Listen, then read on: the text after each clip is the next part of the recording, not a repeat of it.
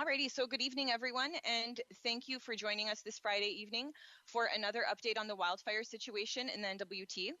My name is Agata Gutkowska, and I work with Cabinet Communications for the Government of the Northwest Territories, and I will be moderating today's press conference.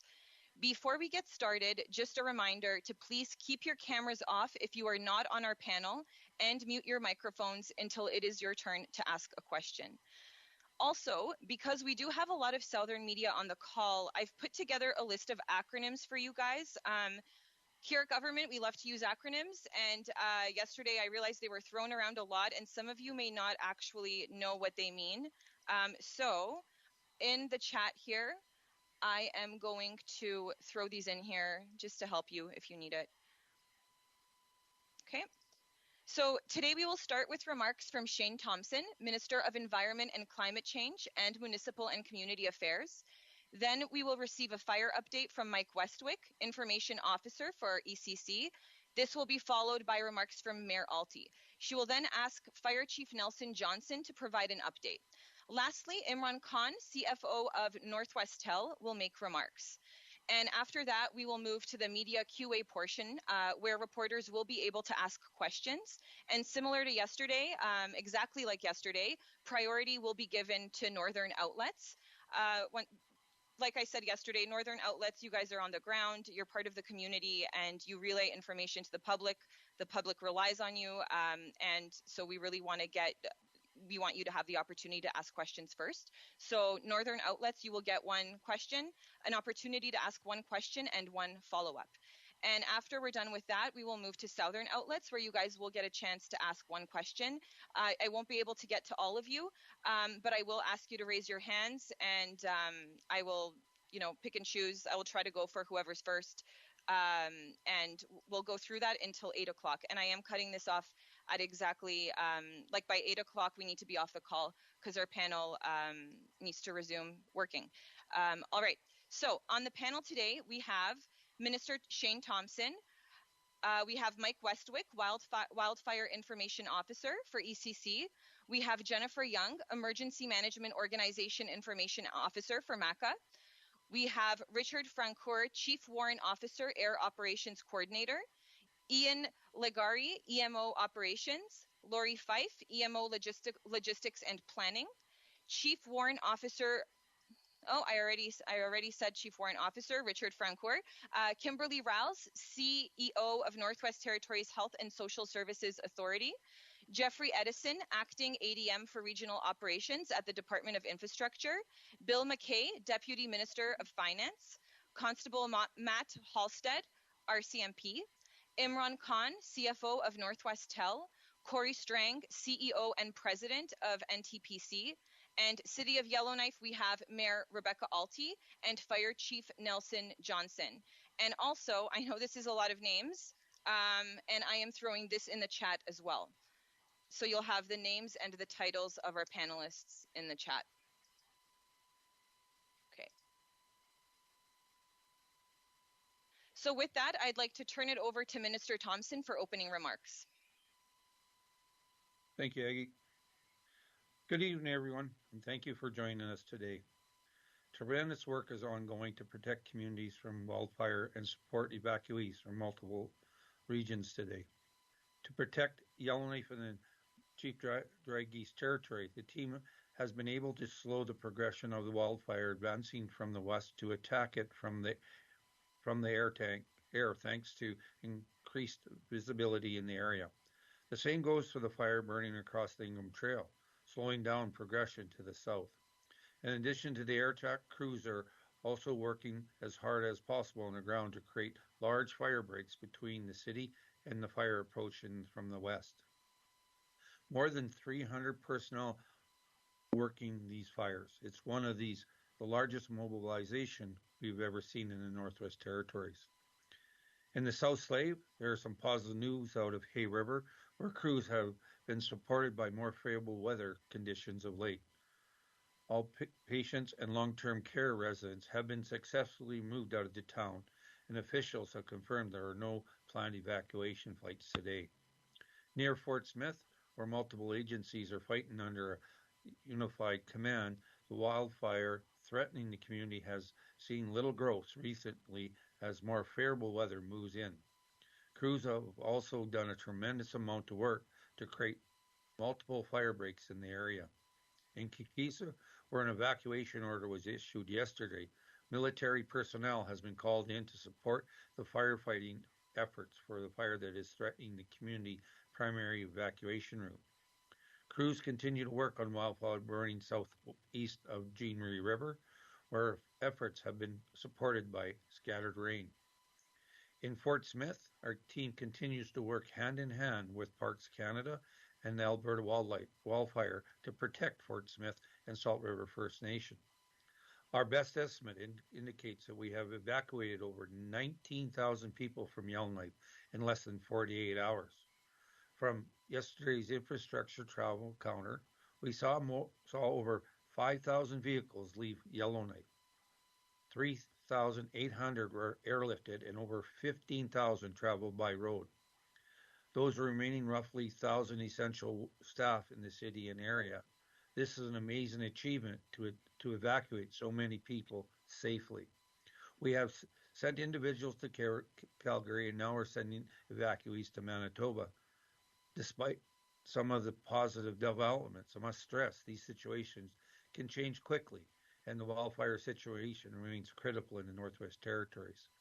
In total, 9 N.W.T communities across 3 regions remain under evacuation order tonight, which brings me to a critical point.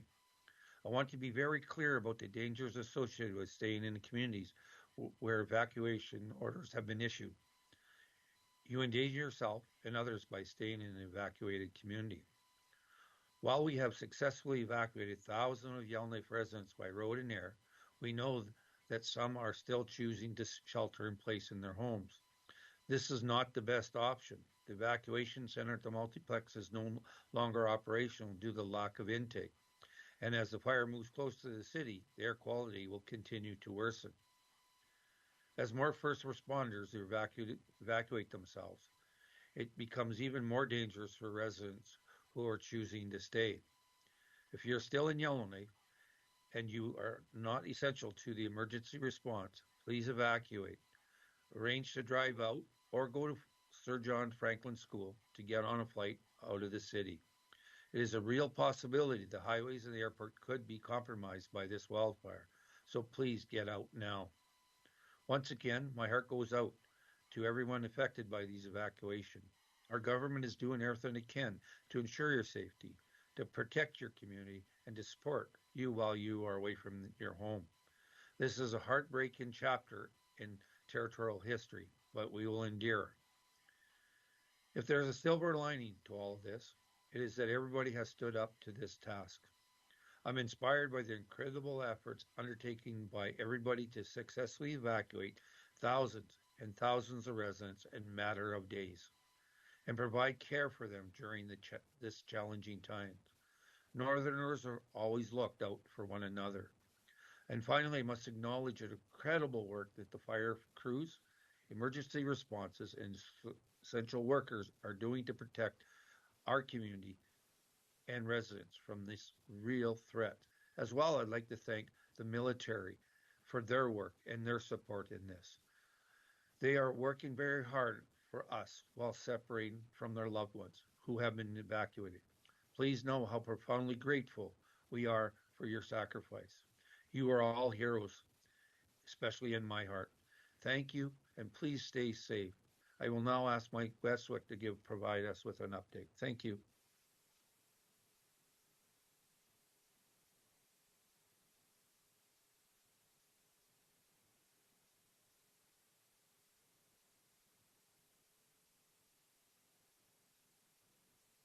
Good afternoon. Apologies for the delay there, or good evening, rather. So some updates on the wildfires today. In the North Slave Complex, ZF015, ZF11, ZF085, we got a little bit of help from weather for the first time in a while. It was a little cooler today than was forecast, and with some cloud cover, it came along with some higher levels of moisture in the air, which did put a bit of a damper on fire activity for much of the day. So this gave us some good chance to get some good work done from the air, like the minister mentioned. Unfortunately, on the negative side there, no forecast rain showed up. And that'll continue to be an issue for us. Without significant rainfall, the conditions can dry out really quickly. Initial assessments are these fires haven't moved too much today. And again, that's helped out by the weather today. You win or lose in firefighting in large part due to weather on a lot of days, but also by the good work there. We've now had a few days where we've had some good successes in terms of fire suppression on these fires, which is good. So moving forward, we've continued to make progress on the defense side of our response. We were nearly through more than 10 kilometers of control line being cut to the west of Yellowknife and Chief Dragee's territory. We've had air tankers dropping fire retardant to strengthen that control line and prepare that control line for our crews to operate out of, and to look for opportunities to meet fire with fire and protect the city and Chief Dragee's territory. And that final line of defense, we continue to work shoulder to shoulder with the city of Yellowknife, building out high volume water systems, sprinkler lines, and fuel breaks in the city. And we all can't thank enough the private contractors who have been contributing to that fight every step of the way. Now to move along to the rest of the territory. In Fort Smith, those favorable conditions have led to the opportunity to get some good work done on the ground there. The Unified Command includes more than 160 personnel, 21 helicopters, and 29 pieces of heavy equipment responding in that Wood Buffalo complex today. A fire guard at last update was established around part of the fire on the east side of Highway 5 near where the Salt River runs under the road. Crews are finishing off work on the guard to extinguish hotspots with the help of helicopters. So priorities continue to be placed on preventing fire from impacting Fort Smith, the Fort Smith Airport, Fort Fitzgerald, Smith's Landing First Nation, and the Bacha border town, Halfway, and Bell Rock.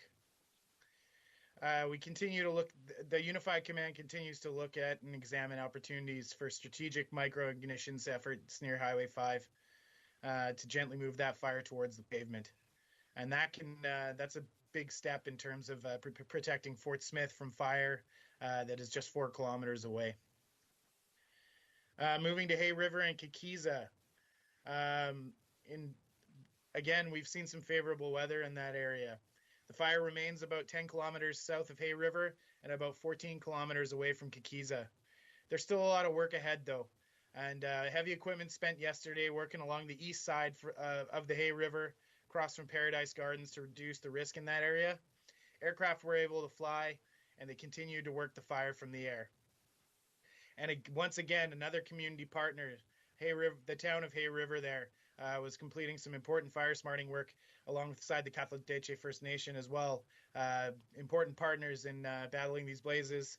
Again, not once, but twice working hard together to push back on fire this summer all together. In Jean Marie River, we've got that fire approximately 8 to 9 kilometers southeast of Jean Marie River. While winds did pick up, some scattered showers in recent days have helped limit fire activity. The team's doing good work on the ground there. They're working to protect critical infrastructure areas in the area. We've got 2 helicopters and multiple crews on that fire, so folks are working hard to support a safe return for Jean Marie as soon as possible. Now to move to some good news for the day. Today we heard from the town of N.W.T that they're no longer under any kind of evacuation notification. So that's really good news. There's been some help from the weather up there. Again, it's cooled off, and there's some more moisture in the air. And it's all allowed our team to get a pretty good handle on that fire up there. So we can take one off the list of the many communities facing some degree of risk from wildfire, and of course to the many who are displaced right now. To the nearly 65% of our population now watching this response from afar, I would just assure to every single one of them that we're working as hard as we can on the ground every single day, getting good work done to support a safe return as soon as possible for all of you. That's our number one priority. And our hearts and thoughts are with you alongside our actions as we move forward. That's all for me. Thank you, Mike. I'm going to turn it over to Mayor Alty now. Thank you. Good evening, everyone, and thank you for joining us. It's been another long and hard day.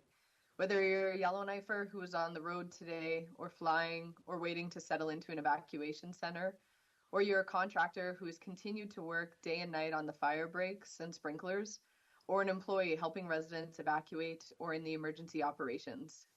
In talking to someone today, I described today as another marathon sprint. It's draining, and unfortunately, it's not letting up yet. To residents, thank you to everyone who's evacuated already. Again, I know it's incredibly stressful, and I'm sure that you've had many emotional moments, frustrating moments, scary moments, but I also hope that you've had some good moments, some generous moments, and caring moments. It's a roller coaster, and unfortunately, the journey isn't done yet. The fire continues to approach, and the uncertainty of when you'll be able to return will be difficult. But we'll continue to monitor the situation diligently, fight hard, and when it's safe to do so, we'll communicate that it's safe to return. I really look forward to being able to welcome everyone home at that time. To residents who haven't left yet, please leave immediately. If you have a vehicle, the highway is still open, so please pack a bag and head out right now. If you need a flight, there's plenty of room. I know yesterday was frustrating, but there weren't lines today. If you need a ride, please call 867-444-0115. Again, please pack your bag and head to Sir John Franklin High School right away. The highway and flights are the only safe ways to go. We have heard of people considering leaving by boat. Please do not do this. The smoke is thick, and Great Slave Lake is a big and unpredictable lake. All of our resources are tied up with this evacuation and emergency. If you ran into trouble on the lake, it may be very challenging to rescue you with limited resources. Although we had moments of sunshine today, the smoke is back, and it's about to get thicker as the fire approaches. Everyone should leave tonight by the highway or flights. But I'd also like to have a big welcome and thank you to the extra crews who have arrived today to provide more assistance. Firefighters have come to help from the city of Whitehorse and the city of Calgary. As well, we have professional firefighters coming from private companies, Arctic Fire, Invictus, and Safety First. Global Fire out of Toronto has also sent equipment and hoses, and we've also had a team come in to support our incident command team, the Canadian Task Force 2 from Alberta. It's been a long week, so it's been great to have fresh energy and help today as we go into a difficult weekend. On behalf of Yellowknifers, once again, I'd like to welcome and thank you for coming. With that, I'll turn the floor over to the City of Yellowknife's Fire Chief, Nelson Johnson. Good evening, and thank you, Madam Mayor. So a little update on the YKFD, or the Yellowknife Fire Department. We've been working diligently for the last couple of weeks, getting prepared for any events that move forward here. So as of today, we have a 10 fire apparatus available and ready to respond. I have 70 firefighters on standby here. We're working 24 hours on, 24 hours off. We are also going out and doing patrols. So we have fire trucks going out and looking for any trouble or any incidents throughout the city here, and making sure that everything is still safe. We've been working diligently to make sure that all of our people and all of our firefighters are prepared, have the proper gear, and have some knowledge and understanding of what the strategies and tactics are in the event that a fire is breached, and how we're going to handle it. So we've got our orientations done. We know where the sprinklers are. We've been monitoring and how all the pumps work. We've got our plan set up so that we can go out there and handle any spot fires that do come over that fire. We've been working with our partners there at ECC, or Environment Climate Control, or the wildfire fighters. We've been working side by side with them in a unified command to come up with these strategies and tactics. So we're in pretty good shape, and we've been driving around and assessing all of our critical infrastructure to see what does need to be cleaned up or what we can fix. Our critical infrastructure are the properties that provide services to the city of Yellowknife, such as water treatment plants and some of our pump stations and stuff. So we need to make sure that they're all protected and looked after. So some have been fire smarted, and some we've gone out and added sprinklers on there to ensure that if anything does happen, those things are still protected when we get back to service here. So we're well prepared and we're working strong. And I give a shout out to all my crews. They've jumped in. We've all got in together here, and they have just been phenomenal out there and working hard to make sure that we can keep the city as safe as possible. And it is important for us to provide that message that evacuations are important. And if you have the time, now is the time for you to leave the city of Yellowknife. This reduces our workload and our stress. The less people here, the less we have to worry about, and the less that we'll have to respond to. So we hope that you heed the words and do go out and evacuate. Thank you. Thank you, Fire Chief Nelson Johnson. And now I will turn it over to Imran Khan, CFO of Northwest Health.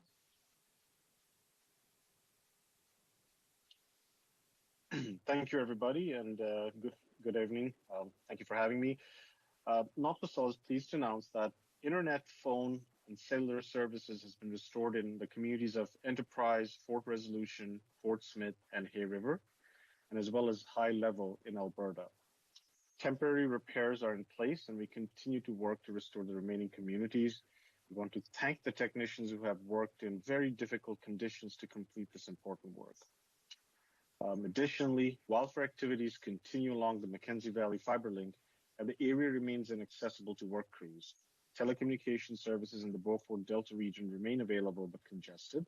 We are hopeful the situation on the ground will improve soon. Thank you very much. Thank you, Imran. We'll now move to the question period, starting with Northern Media. And as I mentioned, Northern Media, you will get a chance to ask one question and one follow-up. I remind everyone on the call to keep yourselves muted unless you are speaking. And when you finish speaking, please remember to mute yourselves again. So let's start with Ollie Williams from Cabin Radio. Ollie, are you there?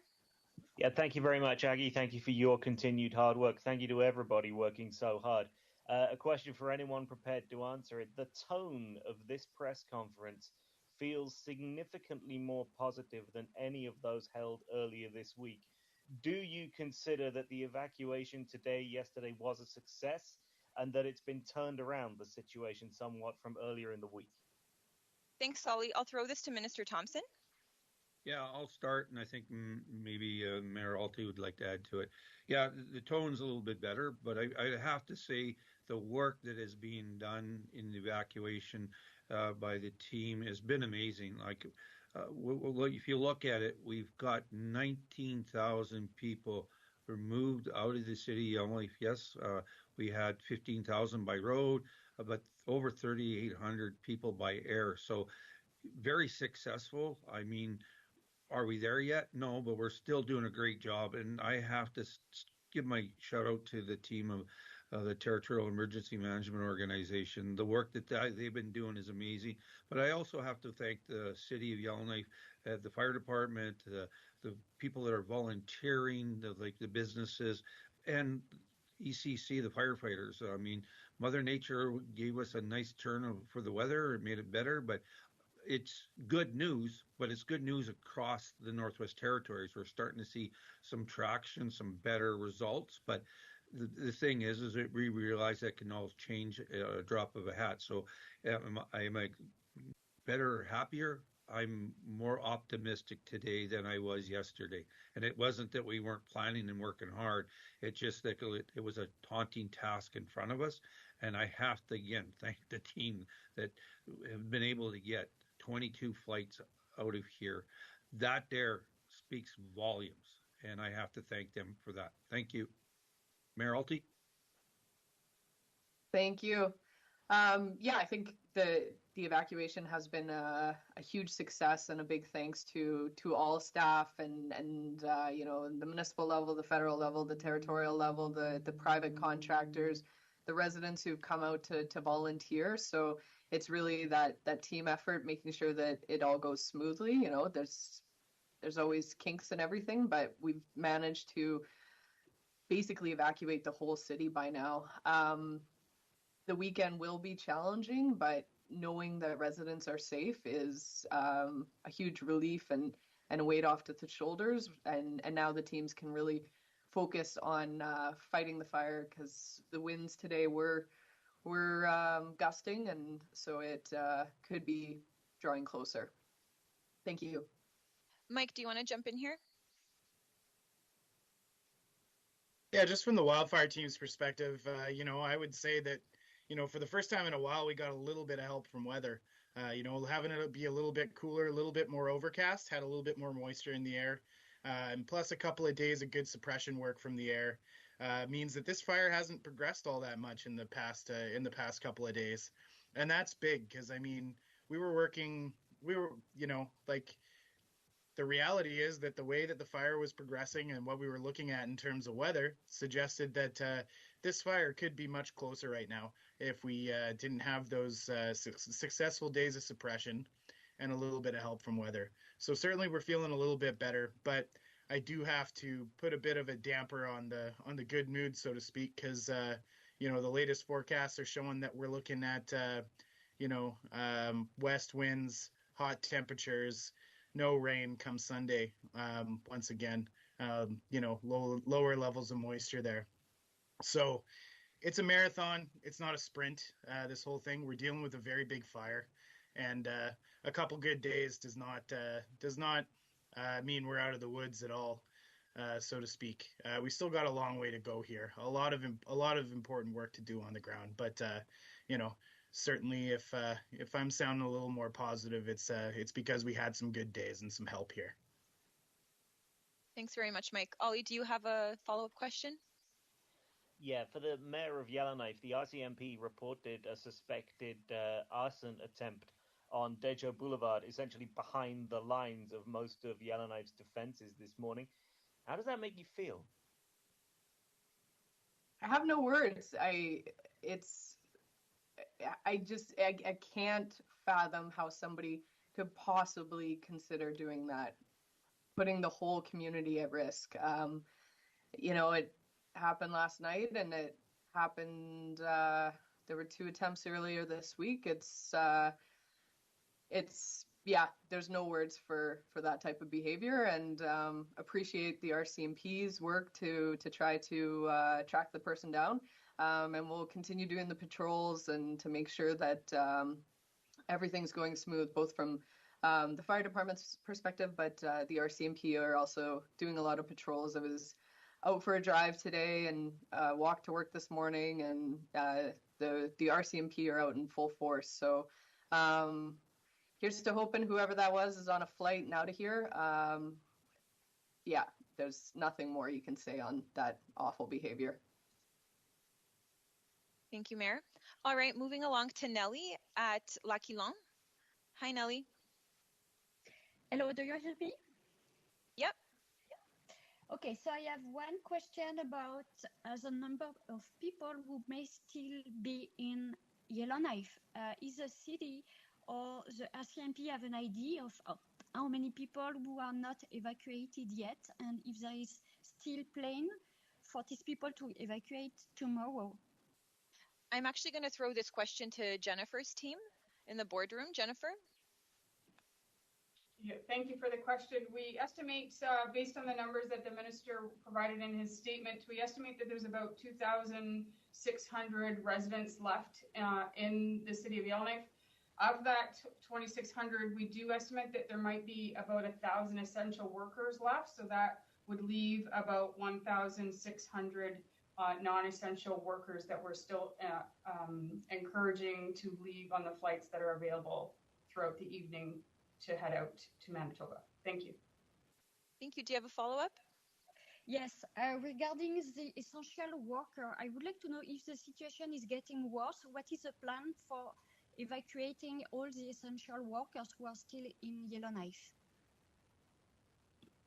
I'll throw this one to you, Jennifer. For this response, I'm going to throw it to Ian Legary, please. Thank you. The essential worker plan is being firmed up and finalized tonight. We have flights lined up through tomorrow to evacuate the workers that won't be here. Obviously, the firefighters will be maintained and other very critical staff will likely be here, but that they will be leaving tomorrow on various flights that we've established. Thank you. Okay, now moving on to Claudienne at Radio Canada.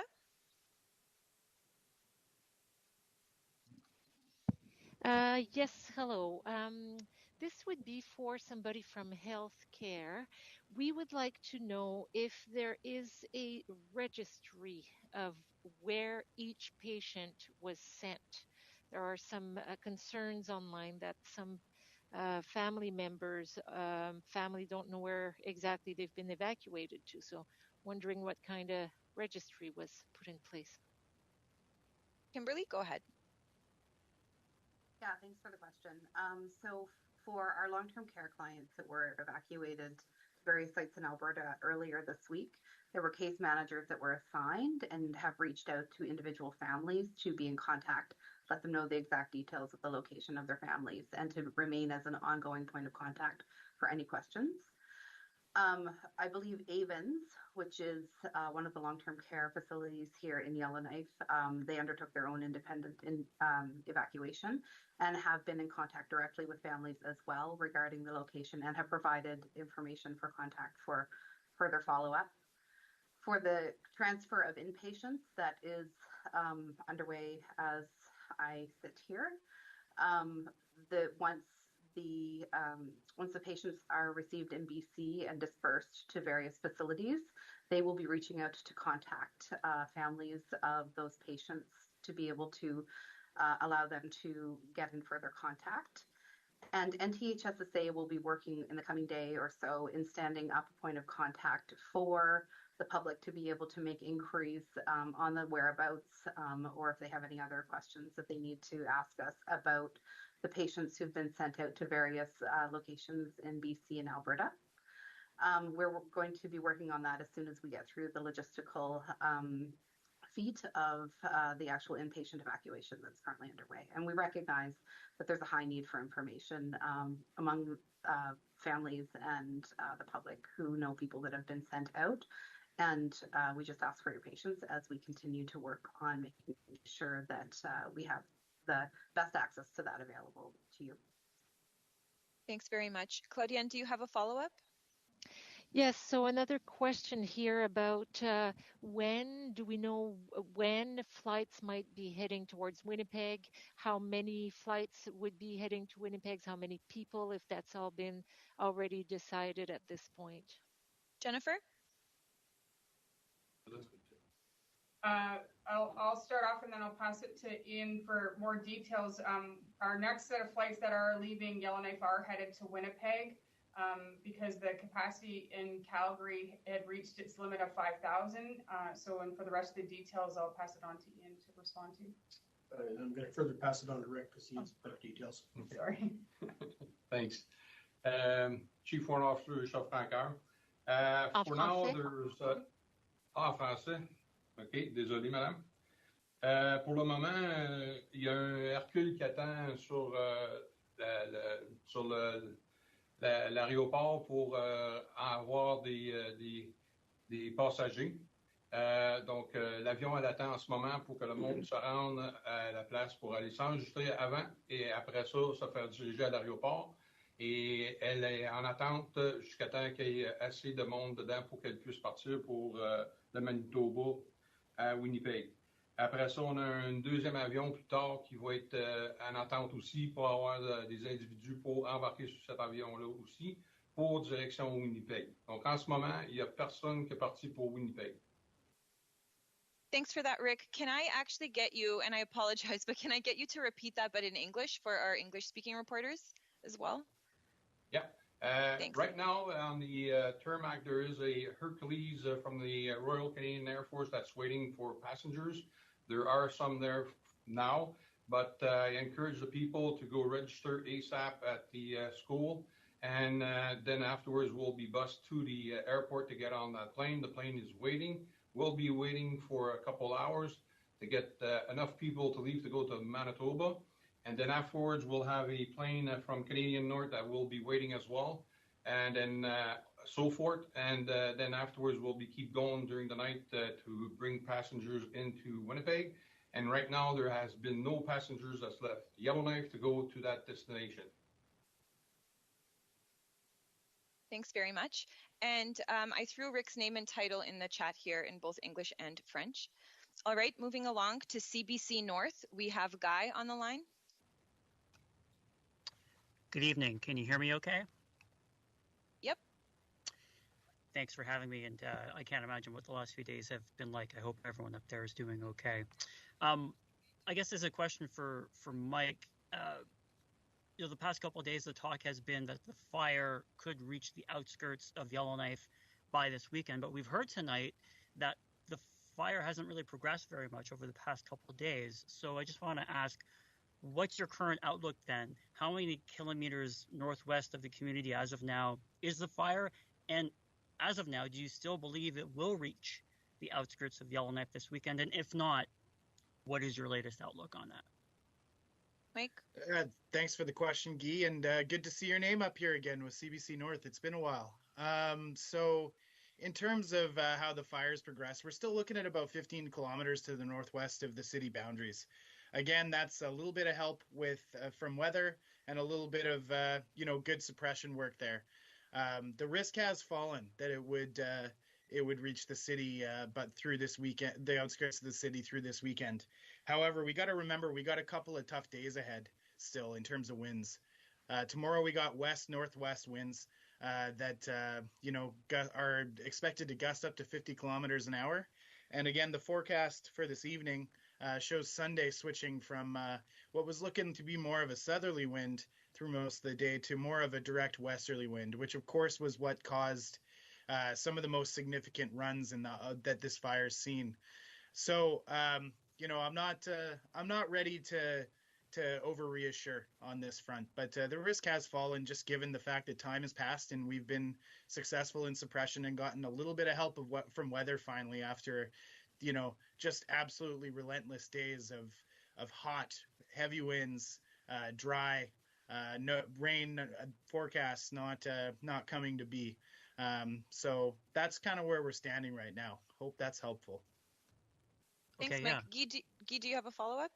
Yeah, thanks for that, Mike. I'm not sure who at the N.W.T wants to field this question, but the multiplex evacuation center has been or is being closed, and meanwhile we've heard that there are approximately 1,000 people who were not essential workers who for whatever reason are staying behind as of now. And Minister Green told us earlier today that with the evacuation center being closed, it's her understanding there will be some kind of sheltering in place plan, which will take things from here, in her words. I'm just wondering, what can you tell us about this sheltering in place plan for all the people, not essential workers who decide to stay for whatever reason, but also that skeleton crew that is staying behind on behalf of the government and firefighting efforts? What does that sheltering in place plan look like? Jennifer? Yes, thank you for the question. It is accurate that we have closed the evacuation center, sheltering in place center as of 5 o'clock today. The reason for that is because the numbers dwindled quite extensively throughout the day, and there seemed to be no need to keep it open given the low numbers. Our anticipation is that of those left that are not of essential workers, they're likely sheltering at home in their place. So we have signage up in the evacuation center that says if they had gone there to shelter in place, there is a sign there that says please proceed to the Sir John A. Macdonald High School, where the reception center is for the airlines, so that once they get over there, they will be shuttled, registered on the manifest to get on the next plane to evacuate out of Yellowknife, because our goal very much is in the next 12 to 24 hours, however long it takes to assure that the remaining residents do leave Yellowknife in a safe manner. Thank you. Thank you, Jennifer. All right, so now, actually, do I have any more Northern N.W.T media on the? Oh, Mike Westwick, you wanna come in? Yeah, just speaking to contingencies for the team who's managing the wildfire here, we have identified strategic locations to shelter in place should wildfire encroach on the city. One of the things that's important is when wildfire does encroach a city, that you reestablish yourself in the area as soon as possible to really start building out that perimeter, extinguishing the fuel that's reached the community, to reduce the risk of further losses if there were any upon the approach. We've thought ahead on that, and we're making sure that we remain established in the area or nearby should wildfire come.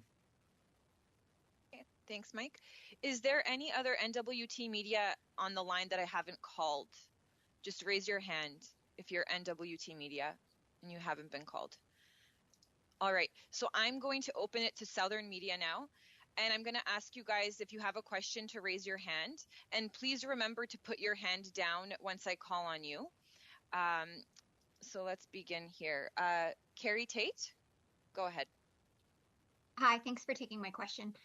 I understand that evacuating so many people is a really complex effort, but I'm trying to understand why there are still people left in the hospital. And not only people left in the hospital, the people who are the most complex patients. Why were they not the first priority? I'm going to throw this one to Kimberly, but it may be one for Jennifer. So you guys decide amongst yourselves. I'm going to suggest to go to Jennifer around timing, if that's okay. Yeah. Jennifer?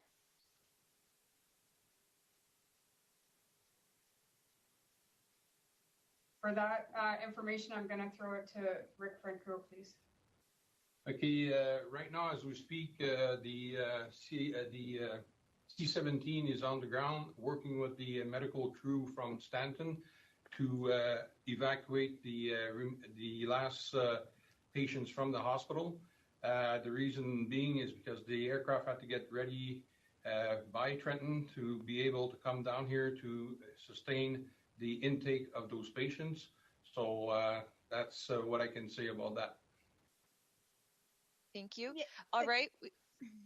Yeah, go ahead. Oh, thanks. I just have a follow-up on that.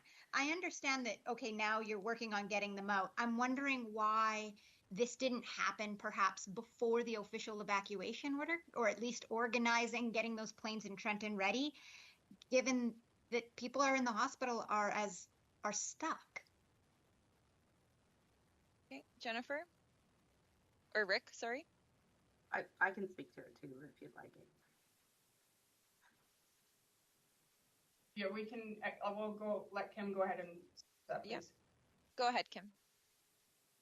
So I will just say that the mass evacuation order, I think because the situation developed very quickly, that situation evolved very quickly. We had actually undertaken the initiation of a hospital evacuation plan that was going to be phased over a number of days. But with the pivot to a full evacuation order, we went to a single-phased request for a mass aeromedical evacuation. And as has already been spoken to, the logistics of actually getting that into Yellowknife and on the ground with sufficient resources took some time from what we've heard just a moment ago. Thank you, Kimberly. So I'll move along now to Marc Antoine. Marc, your hand's up.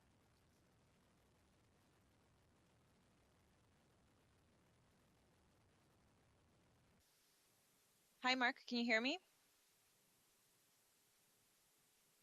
Okay. I will actually take it back to Guy's question from CBC North. He threw it in here in the chat. Are the non-essential people who are staying behind effectively delaying the departure of that Hercules flight to Winnipeg by not joining the flight along with those who already have signed up for it? So I'll throw that to Jennifer's team.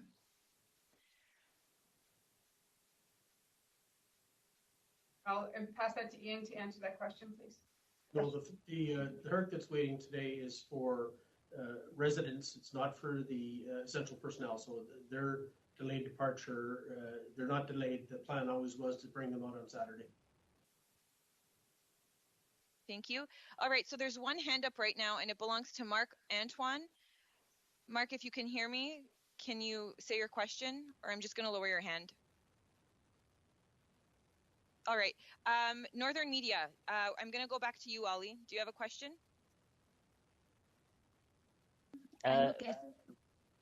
Sorry, I'm just going to... Did you say me or Nelly? Sorry, my bad. I said you, Ollie. We're going back up to the top. Yeah, the mayor touched on this a little bit earlier. Obviously, there are now thousands and thousands of people, not just in Yellowknife, but also in Hay River and Fort Smith, who are watching this with absolutely no clue how long they're going to be away. Maybe for the minister, possibly for the mayor as well. How are you going to be updating people on when they can expect to come home, realizing we're still quite early into this in some respects? And what criteria will you be using for that? How will you decide when people can come back? Minister Thompson, and then I think Jennifer. Yeah, I would start and then give it to Mike and then give it to Jennifer, because we do have a criteria. The first and most important one, when it's safe for people to get back home. If it's not safe, we don't do that. We work with the community. We provide recommendations. The Department of Municipal and Community Affairs and the community, then we make recommendations to the community to say it's good, and then we go from there. But if it's not safe, people should not be coming back home. I'll look at an example. Hay River was able to get in within probably 7 to 10 days from their fire. Kikis or N.W.T First Nation was 14 to 16 days from that. Samba K was 30 days before they were able to get back home. So, with Hay River and Fort Smith and Kikisa, Enterprise, Jean Marie, in Yellowknife, it's going to depend on the fire and the safety situation there. Maybe, Mike, you can add to this, and then please turn to Jennifer as well. Thank you. Yeah, and thank you, Minister. So, when we're looking at assessing wildfire threat to a community, there's a few examples of things we might look at. Number one is obviously the safety of people and the safety of property. So we're looking to see if there's see what the likelihood of fire community having fuel to then spread through and then potentially ignite things. To give a bit of an example, Béchacan was able to return relatively quickly because there was simply not very much fuel nearby left to burn. So once we built out that strong perimeter from Ray there and in Frank Channel, extinguishing all those hot spots, extinguishing the fuel that could burn kind of within about 300 feet or so there. And with all the area which had burned behind it, there was very little risk once we got to that point that you were going to have embers then, popping off and causing problems to homes and, therefore people's safety. So that's, and we'll look at how far the wildfire is from the community. We'll look at expected weather and the like. And of course, we'll look at the degree of control that we have on fires. In Hay River, for example, we got to a point where we had been holding that fire and we had pretty good feeling about the fact that it wasn't going to grow further. And, given the fact that that fire was pretty close to the community, and of course, I'm referring to the fire in the Hay River and Kathleen First Nation area in May. Goodness, it's pretty wild that I have to specify that we're referring to one earlier in the season. But yeah, those are some of the considerations when we're looking at wildfire threats to a community. Of course, community governments have a number of other things to think about before they have folks return. When essential services have been out for a bit, there may be some challenge. There are often some challenges there. I know a big one back in May with the Kathleen First Nation was dealing with freezers and the potential animal problems with that. But I'll let Jennifer elaborate a little bit more. Bottom line is there's just a lot of things to consider in safe return. Jennifer, go ahead. Yes, thank you.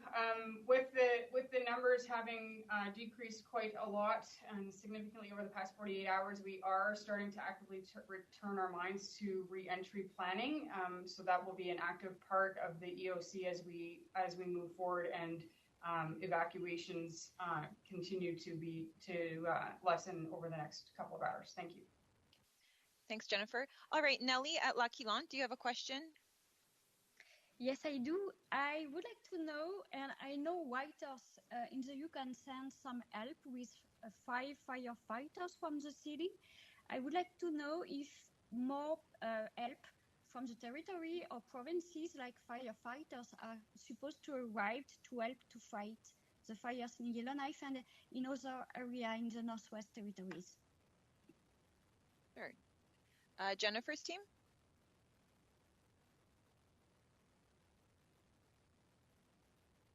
I think that'd be Mike Witz. That's Mike. Yes, is that a Mike question? Go to Mike. Okay, thanks. Go ahead, Mike. Yeah, so as of yesterday, we welcomed some help from Saskatchewan. We really thank the Saskatchewan Public Safety Agency for their assistance in this trying time.